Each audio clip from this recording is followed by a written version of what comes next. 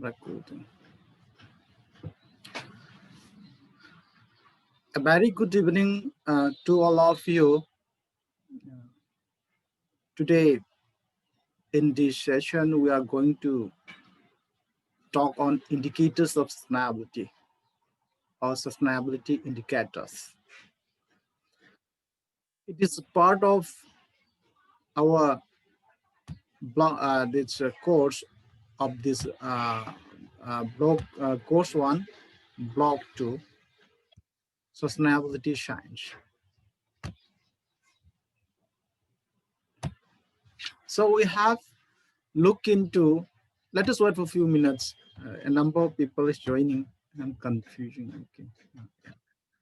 Okay. Okay. So we have learned about concept of sustainability, what is sustainable development, different issues, and a brief about some of the programs implemented by different organizations at different level. And we have talked about sustainable development goals as the latest global effort, common efforts to achieve sustainable development goals by 2030. Of course, it is very important. It is, I mean, if we think very in a simple way also, if we implement something or if we are doing something, there is a need to look into what progress we have made so far. And when we are looking for a progress of some of your achievement or some of your performance, there needs some particular parameters to look into the degree or scale of your achievement. Like, like grading system in school and colleges based on a performance and examination, and many ways. So in that way, when we're talking about different policies program, which we are regularly implementing to bring sustainability in different aspects. So there is a need to understand the achievement or progress from time to time at different scales. So the need is to understand the basic concept of indicator. Here we are going to use, okay, if you look into dictionary meaning, you will find out indicators of sustainability, and sustainability indicators may have different meaning. But here, for the sake of discussion, I'm using this as a synonymous. You can use indicator of sustainability or sustainability indicator. So in this session, we are going to touch upon what is the indicators, the meaning of indicators. As we know the meaning of indicators, but let us have relook into the meaning in a simple way. Because when we're talking about the sustainability, and we have talked and we have understand that bringing sustainability needs participation of every members of the society. In fact, we can tag that each of us are citizens of the globe, means global citizens. We cannot, I mean, if we are talking about sustainability, we have to look in that way that we are a global family. Then what are the characteristics of indicator, basic characteristics, and how we are using and who are the users? Because when we talk about indicator, we talk about sustainability, we need to communicate by different stakeholders to different stakeholders. So we need to understand when we are looking into some of the parameters to check the progress made on your hard work, on your efforts. We need to understand whom to and who are using that and whom to we are going to communicate. Then, in fact, as you know, we need to understand the different types of indicators because we are going to look into different components of sustainability. It may be in a holistic way. If there is not possible or limitation in understanding an issue in a holistic way, we need to define it in a, sectoral or in a systemic way. So we need to understand the types of indicator. At last, we have to understand, if we know the characteristic and the concept and different characteristics and types of indicators, now we need to understand sustainability indicators. So what are the commonly used sustainability indicators we are going to touch upon uh, from the beginning of what globally what we did in the last 40 years, almost 40 years, which was develop a number of indicators to check into the progress of our common efforts for achieving sustainable development. Then when look into indicators and in those parameters, you will find out that how different people are looking at sustainability, means what are different vision of sustainability, in which lanes they are looking. So that's also we are going to touch upon. If we started from exactly after Rio, means the output of Rio in 1992 was, there was a specific sector 40, that's chapter 40 of the Agenda 21, that acknowledge that commonly used indicators such as gross national product and measurement of individual source of or pollution flows do not provide adequate indication of sustainability. That's why yesterday we talk about that improving environmental quality doesn't mean that we are going to achieve or we are going to minimize the impact of this impact, our human impact to the environment. So understand this.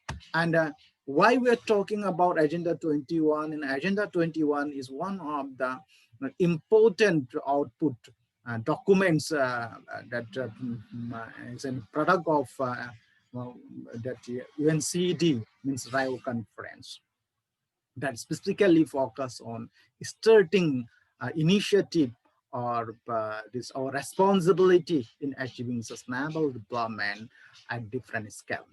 So this particular Agenda 21, Chapter 40 states that indicators of sustainable development need to be developed to provide solid basis for decision making at all levels and to contribute to a self-regulating sustainability of integrated environment development system. So this also reflected that whenever the first and the foremost needs in this particular Anthropocene era of implementing such kind of activities, the first and foremost is we need to understand from top-down approach. This is also really clear. So that shows that decision makers, policy planners, they have to understand, because they are the people, they are the their responsibilities to look in the progress. So that is reflected in this. So we need to look at from a self-regulating, sustainable, integrated environment development system. So here, when we talk about development system, we have to understand, when we talk about development system, the integration of three basic pillars. In addition, in three that basic pillar, that is environment, society, and economy. In addition to that, we have to understand that role of institution as well. So then what is indicator, or what are indicators? Indicator is symbolic representation. It may be numbers, symbol, graphic, colors, designed to communicate a property or trend in a complex system or entity. That is, I mean, very common understanding that there's a arrow sign indicate that is a symbol that indicates your way. For example, if you're traveling to a particular, in a highway, in a step, in a road, if you are trying to find out a particular destination, you will look into the signboard that indicate the particular arrow that indicate your destination. That is sometimes you'll find out in the road in between different highways, even in state highways also. So it's a symbolic representation. We have to understand symbolic. When you talk about symbolic representation, as you know, it may be numbers, symbol, graphic, or colors. The indicators often are distinguished from raw data, and statistics in that they contain reference values such as a benchmark, threshold, baselines, and targets. Because the name itself, the name itself says that it should indicate something. So when we're talking about indicate something, it should, of course, it should be different or distinguished from raw data, a statistical parameter. It must have a reference value. When you were saying, for example, in terms of difference, okay, where you are going, I'm from my hometown to another town. So you have a particular, the start point. So from that start from in which direction you have to go, how many hours in different. So that's that should be different, because that's a kind of raw data. So it will indicate you in which direction you are going. So it may be difference value, it might be a threshold, baseline, target, because you have a target. From your hometown to another town, you have a target. Okay. So such values have various functions. So when we talk about those values, they have various functions, but the most important is transform meaningless data into information.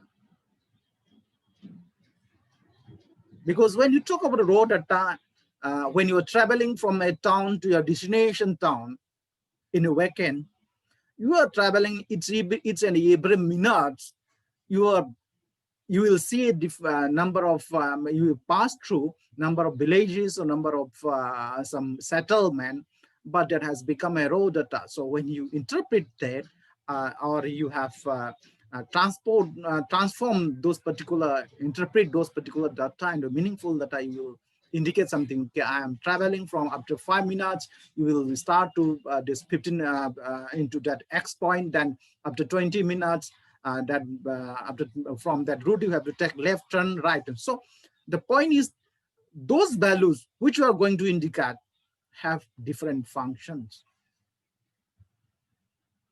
So when you talk about a reference, it might be a target that I'm talking about, distance to target, from where you are going, and the baseline, distance to a certain meaningful state, and threshold, reference year, benchmark. So all these reference points lend meaning. You know, if you look into this, you will find out a particular meaning is indicated by all this point. And if you look into a broader sense, that have political weight to data and are used mostly in the interpretation of indicators.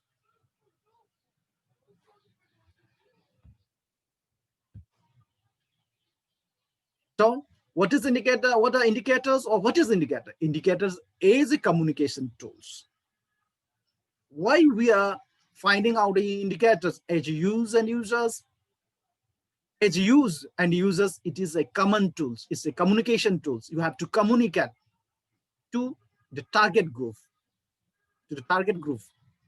Or as a use also, it is tools to communicate.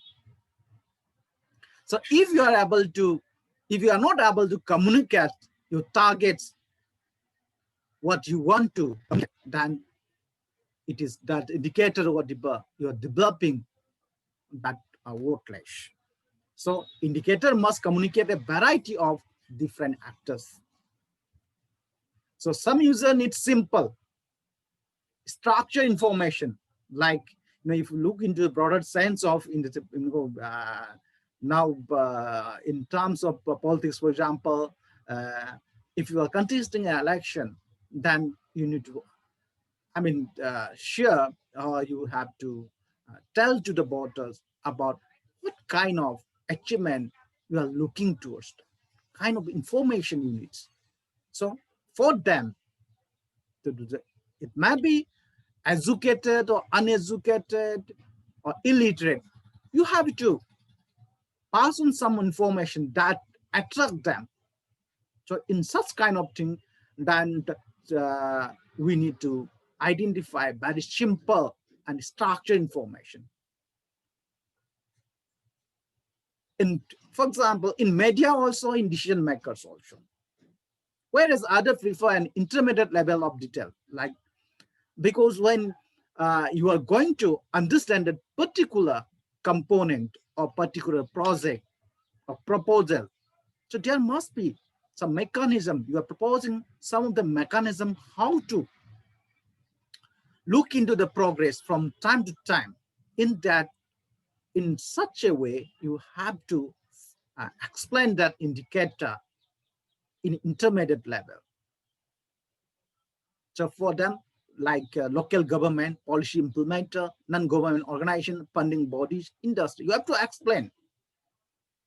The first one, the simple is you can say that from X to Y, it will be from X to Y. But here, from X to Y, what are the steps you need to explain? And the policymaker academics may need more technical information. Academic and policymaker, they need, okay, you have to understand from X to Y, these are the different steps, but in steps, how to follow those steps means technical information is required. So when you look into looking for an effective indicators, as you know, all the stakeholders involvement, participation is important. So when you have proposed an indicator or developing an indicator, it is important to indicator design the acceptance by stakeholders. The participation is important because especially in context of today's eras of anthropocene, as we have discussed that local knowledge, traditional knowledge plays an important role in bringing back the sustainability. So stakeholders may have local knowledge that can contribute more effective indicators. You may be a scientist, a famous scientist, but you may have gap in understanding what is exactly happening at the ground level. So participation ensures relevance to the decision-making process, political commitment, ownership of the result, right? So without participation, it will be very difficult to develop indicators, effective indicators. So in the process of developing indicator, you have to follow a participative process because it can reveal conflicting social interests, values, and preference that must be taken into account. Because why you are developing indicators? You are developing indicator not for you. It is for the stakeholders. So you may have some of gaps in understanding. So if you follow them, you involve them in the process of developing the indicator, the conflict of interest may come up. And sometimes you may find that what kind of indicators they are looking. So this you should keep in your mind. In sum, what we can, the quality of the process is very important to develop an effective indicators. Then the second point, the another point which we need to understand is, I always talk about availability, accessibility, acceptability, affordability. So in here also you have to understand the principles of acceptance. Because when they do not accept it, it will be very difficult to implement effectively. So in the process of indicator, acceptance and use of indicators has become a challenge. For example, indicators that reflect badly on politicians, corporate executives, and the senior official will be rejected or suppressed. And most indicator of sustainable development shows negative trends. You should understand this second point. This is happening. So we have to understand how to make it. So we have to follow a careful indicator development process that are free from outside pressure. So the objective of your developing the indicator is necessary to overcome such kind of obstacles. So how to handle it, you have to understand. So in that, that's why to suppress all such kind of, obstacles, challenges, the democratic process will help to ensure access to all the dimension of development. That is whatever we are going to talk about: biophysical environment, economic dimension, social dimension, institutional dimension. So we need to develop capacity building if we want to minimize the obstacles what we're talking in the last slide. This is not only about what we're talking about sustainability indicators, but all the indicators in several areas. It is very common. So there is a need to improve the capacity of decision makers to understand and use indicators, especially in relation to setting and monitoring targets. So as I told you, when the situation is very worse, let us take an example of this COVID-19 situation. First, we need to convince the decision maker, they are the implementer. That's in this process, what we call that is top-down approach. So they need to understand carefully. On the other hand, means simultaneously, capacity also must be built, especially countries like India, developing countries, to increase public participation in the process of defining indicators and setting targets for sustainability. This requires that public understand the role in the use of indicators.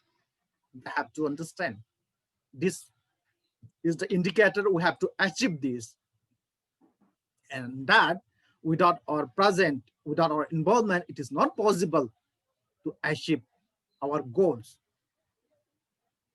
So they have to understand. So point is that you have to look from top down and bottom up approach. When we're talking about indicators, we need to understand scales and the framework. Because when we understand use and users, as a use and users, whatever the indicators you are going to propose, that we are going to implement in a particular for a particular component, or for an, if you are from a holistic approach also, that has to be implemented in a well-defined territory. So we need to understand scales and framework. Then indicators, if you talk from measurability point of view, it should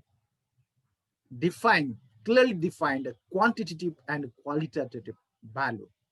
It should reflect both quantitative and qualitative characteristic. You have developed indicators, but if you are not getting the data, is it going to have effective indicator? Not at all. So you have to understand data availability. That's why when government of India developed SDG India Index 1, the nation, government India, was not able to develop three important goals, indicators. Achievement, we are not able to, give the progress of three important goals. One, the goal 17. One is goal 17, partnership, because in that time we do not have enough data. Another is consumption and production. But I forget the another one. So the point is that when we're talking of sustainability, and especially in achieving sustainable development goals, then rigorous or tracking the progress monitoring, evaluating the progress needs availability of data. But in case of SDGs, we need a large number of data.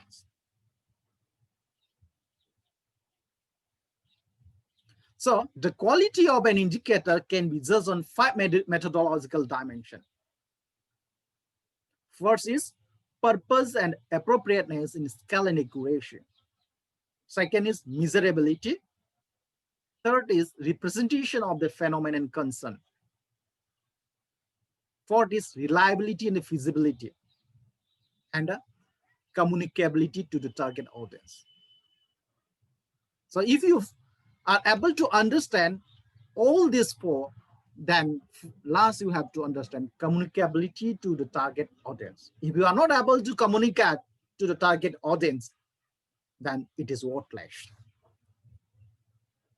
So there is seldom a perfect indicator. So the design generally involves some methodological steps of between technical feasibility, societal usability, and systemic consistency. So we have to understand. If your proposed indicator do have technical feasibility, but there is no societal usability, then it will not be possible to have systemic consistency also. It may be desirable to enhance data quality and to develop new data sets on a number of issues and scales to improve your indicators, but it is very costly. If your cost-benefit analysis, if you look from cost-benefit analysis, if the process of indicator development is very costly, then it is also worthless. Because indicators is a merely as an assessment tool for which the cost of improvement should not limit the capacity to implement policy. So the two must be met in cost-effective ways. Let us look into what are the types based on the matrix construction and level of aggregation. Types of indicators. First is basic. One is indicator. This includes result from the processing to various extents and interpretation of primary data. Very simple, one way. Sulfur dioxide emission from a particular country per year, then employment rates. A very simple logic, indicators. Aggregate indicator, this is a combination usually by an additive aggregation method. A number of components, data or sub-indicator defined in the same unit, tons, for example, tons, monetary unit. Example include material flow aggregate as domestic material consumption. When you talk about domestic material consumption, you will see first in depth, we have to understand what are the key domestic resources consumed by this particular country. So we are going to aggregate of different small components, or we can say the sub-component, the same units. The another is the living planet index or gross domestic product.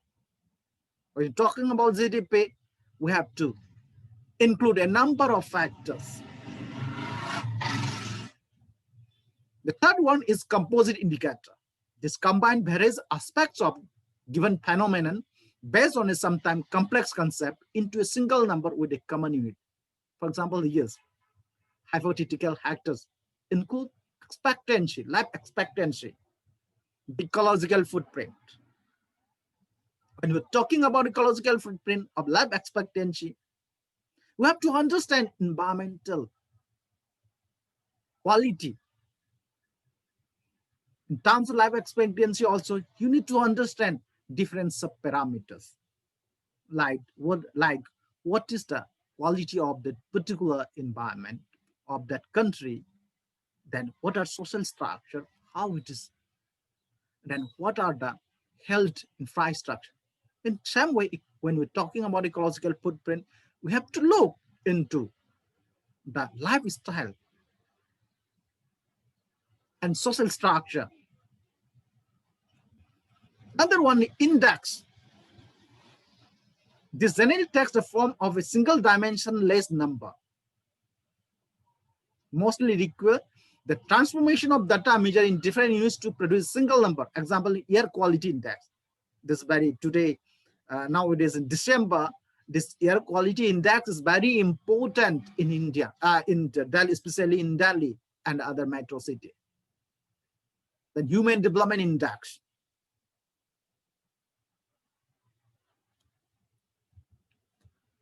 So, well, the another is sustainability indicators. That characteristic or process of the human environment system that ensures its continuity in a functionality far into the future. When we're talking about indicators of sustainability, that should be able to understand, to monitor the process of human environmental system in a longer term. Some of the sustainability indicators, if you look into the how sustainability indicator, the concept comes up. In 1995, the UNCED became the first to work on the development of sustainability indicators in global level. Then European Union, the sustainable development was introduced in 1997.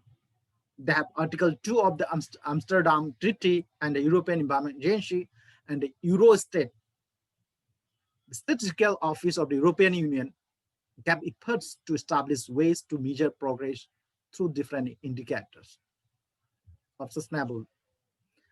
So European Union Sustainable Indicator Task Force that 2001 was founded that supported the further development of the indicator. This is how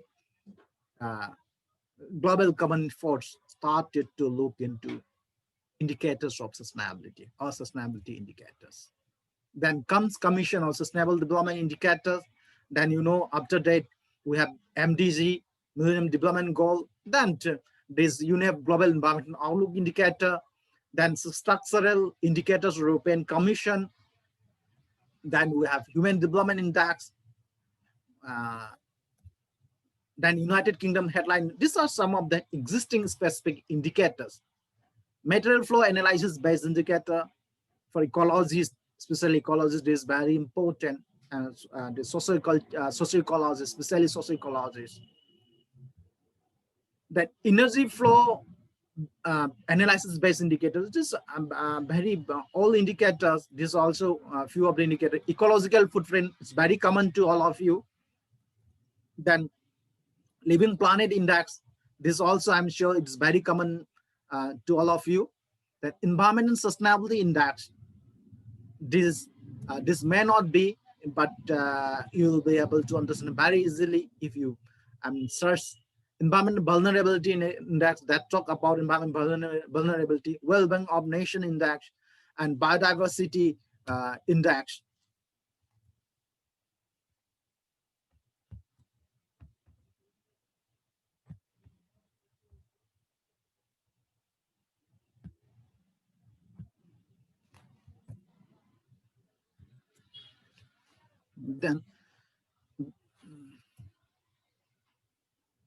Then driving force pressure state impact response framework. This is also proposed by UNDP. Then 3-pillar versus 4-pillar framework. Then corruption perception index, freedom index. This is also very important when we're talking about sustainability and sustainable development. This particular component is very important. Then well-being index. And a few of the, let us have a quick look into some of the characteristics of the few of the important existing index. First one, UN driving force state response. In that, there are few components like social aspect of sustainable development that look into that, economic aspect of sustainable development, then environmental aspect of sustainable development. Further, all these social aspect, economic aspect is subdivided based on that particular component. For example, environmental aspect of sustainable development, it's further subdivided into water, land, atmosphere, and water. Yes. Then institutional aspect of sustainable development. If you look into this DSR, this indicator talks about four important pillars of sustainable development. So these are this table represent how they're taking categorize those indicators and sub-indicators. Okay, I'm sending you the references. I mean, list of references. You will be able to download that easily. Okay, for example, what they're looking when we're talking about social pillars: combating poverty, demographic dynamic and sustainability, promoting education, public awareness and training, protecting and promoting human health, promoting sustainable human settlement development. These are sub-indicators. That's their look from social aspect.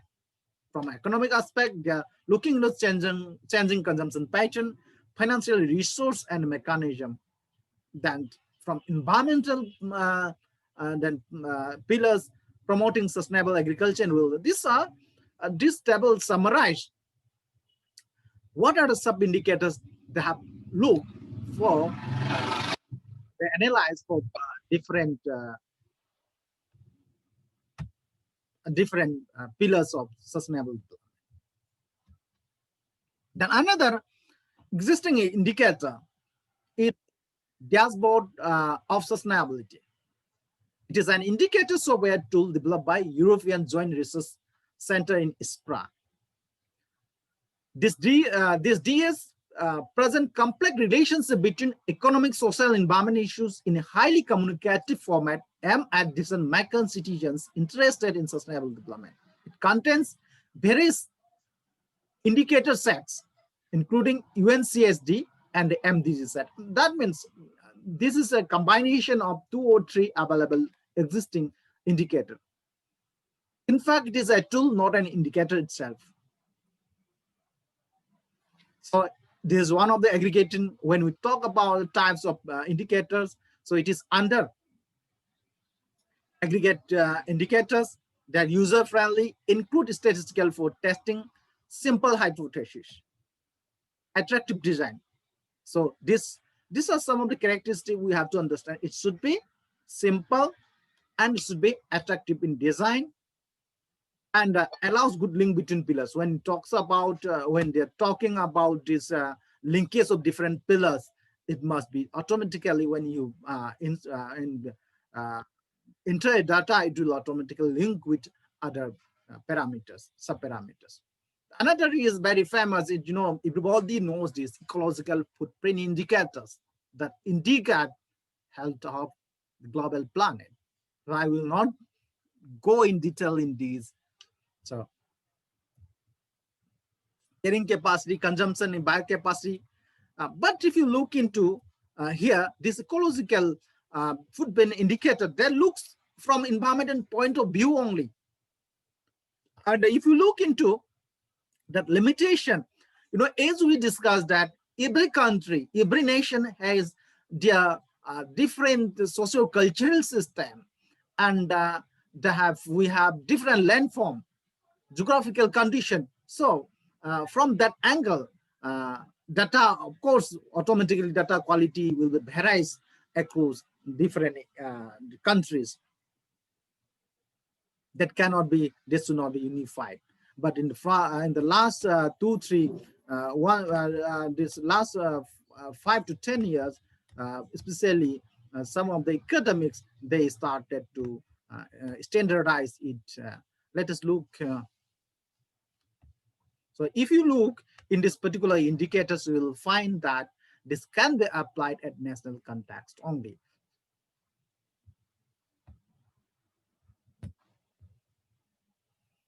Another one is Environmental Sustainability Index, developed by Yale Center for Environmental Law and Policy and the Center for International Earth Science Information Network at Columbia University. It's an aggregated, this also under the category of aggregate indicator that capture the environmental dimension of sustainability based on set of 21 core indicators, each of which combines 3 to 6 variables for a total of 76 underlying variables. We need not to go in detail. What we have to do as a student in sustainability sciences, we should know these are the existing indicators, which is developed by different authors, different scientists, and different countries. So that is the purpose where I'm bringing all these important indicators here. Then global environmental outlook, this is also important indicator, which is a set of indicators highlighting key global and regional environmental issues. It is developed by UNEF. It has 18 indicator set and was first published in 2003. And indicators are structured along the themes of atmosphere, natural disaster, forest, biodiversity, coastal and marine resources, freshwater, global environmental issues. You will look into those environmental outlook indicators and what we are talking about, environmental sustainability indicators that specifically focus on only one direction, that is environment and quality. So these are some of the limitation of this indicator. Another indicator which is very common is Human Development Index. This is indexed by UNDP. It's a composite index that measures a country's average achievement in three basic aspects of human development. That is quality of life, means longevity, knowledge, and a decent standard of living measured by income only. They integrate a small number of variables to keep the indicator very simple. You find out who developed this indicator. This is your assignment. I'm sure you will find out very easily. Those who know, they can answer in discussion. Who has developed, who was the academics who developed this indicator, Human Development Index. If you look into from quality point of view, this is high data quality and reliability. It is used for national level.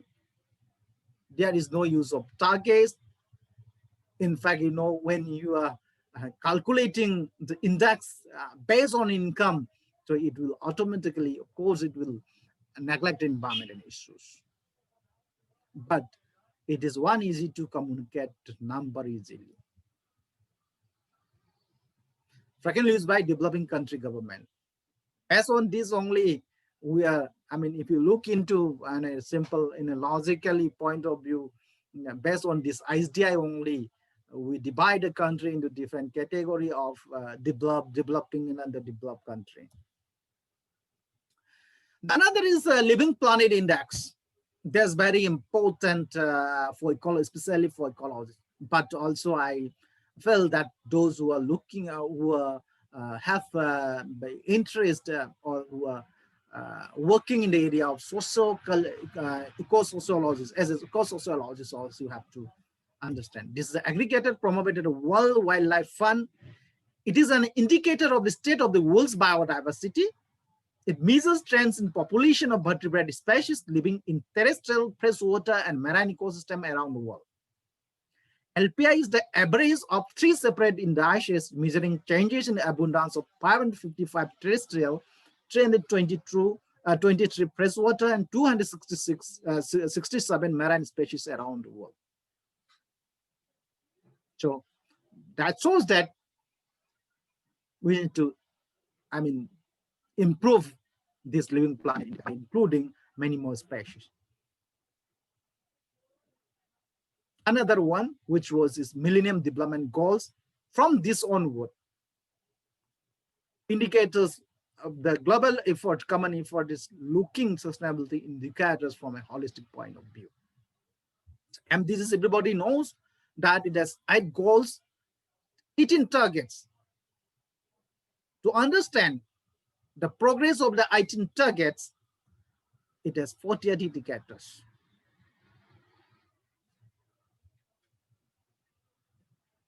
When that develop, the indicator 5 main criteria, they consider 5 key criteria for the selection of indicators. First is be clear and straightforward to interpret and provide a basis for international comparison.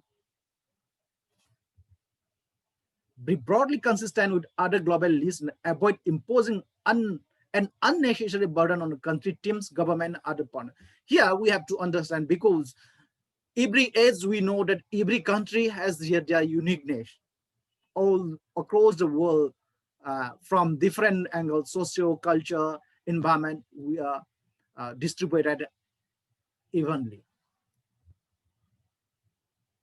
not uneven.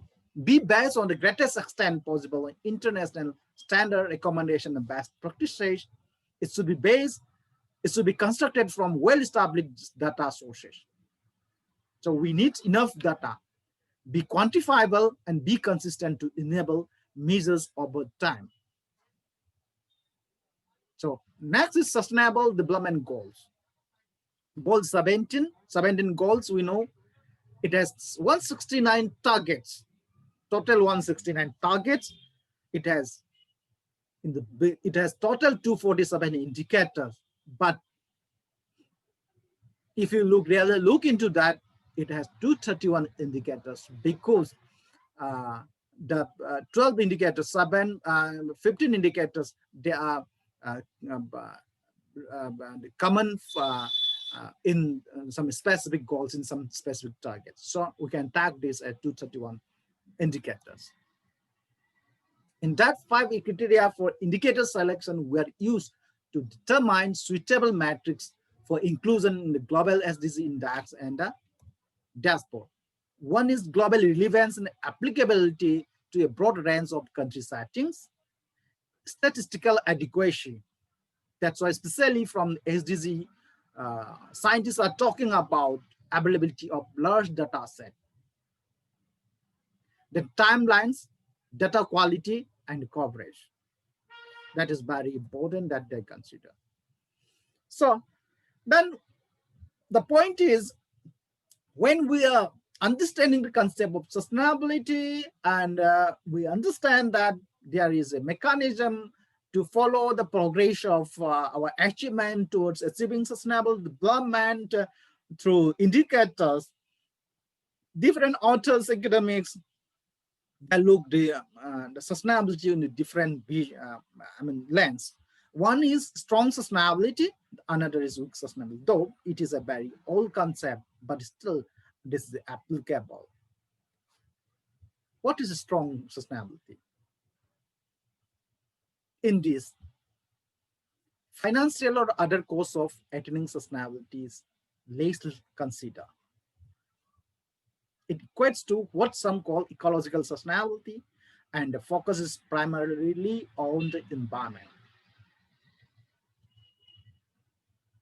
In this case, system quality is taken in terms of physical measures of things: population, soil erosion, and biodiversity. Example, that shows relation between nature and society. Here, when you talk about a strong sustainability, it denies the degree of substitution, because in most of the economies, they will say that substitution is also another option for sustainability. But in here, strong sustainability denied. That weak sustainability assumes always, at least for some critical elements of natural capitals. Okay. In this strong sustainability concept, the scale has to be measured in absolute physical limits.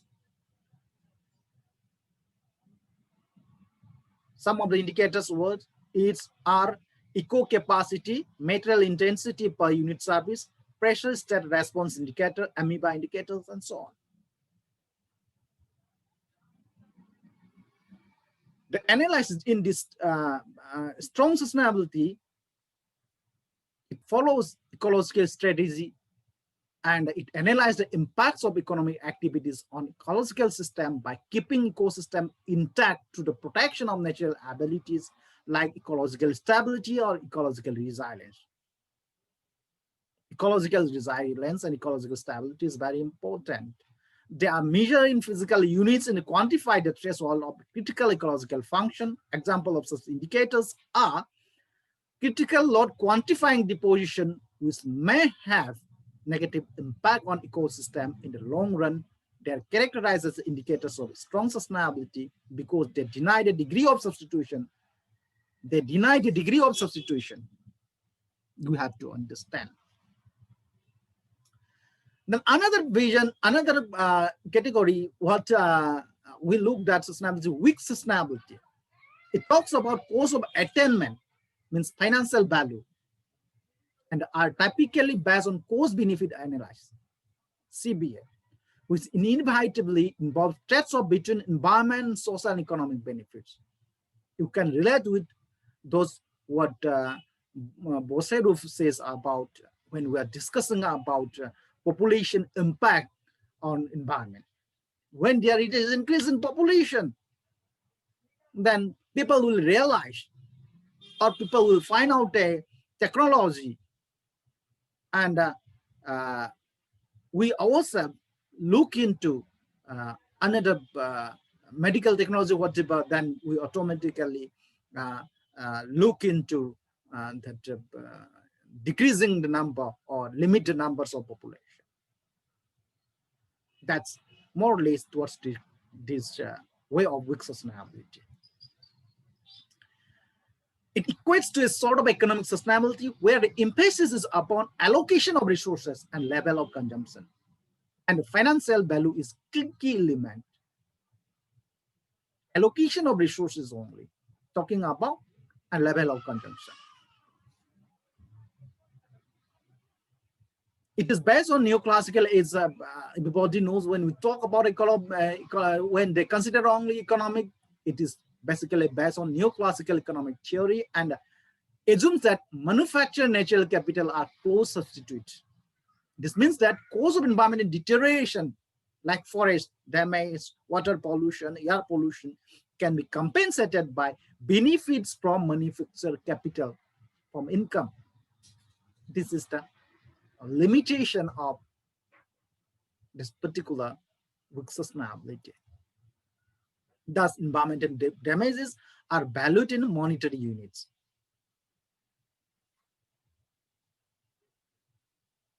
Some of the examples are cost calculation, which can be found in several studies of social cost, GDP, even GDP, and the index of sustainable economic welfare. These are some of the examples under weak sustainability, examples of indicators under weak of concept weak sustainability. So in this weak sustainability, they follow economic strategies that focus on getting prices right and derive from economic strategies which are measured in monetary units like sustainable income or green GDP.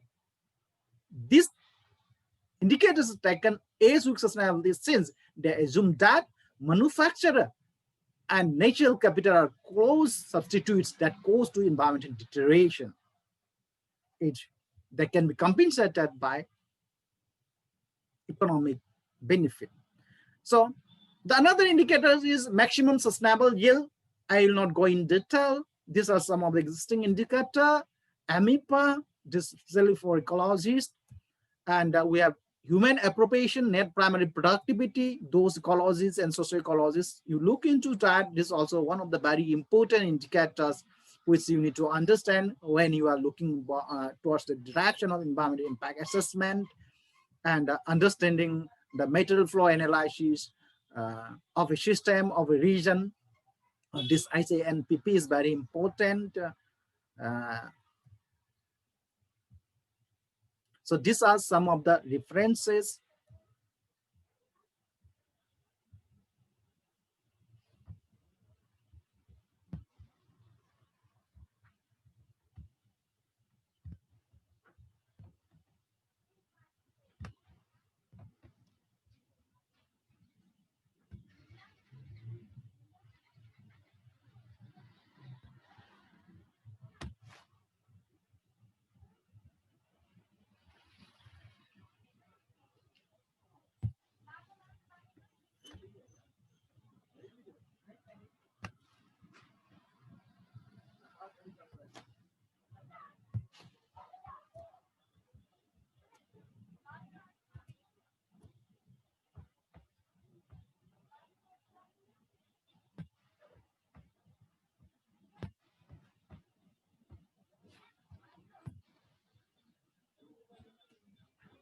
So with this, I would like to open the session for discussion with few minutes.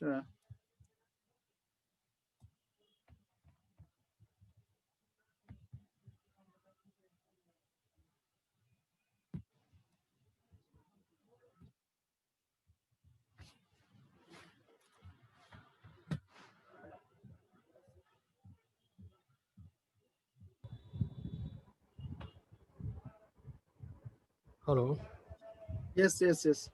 Agnes, Hello. yeah, yeah. Please wait a minute, please.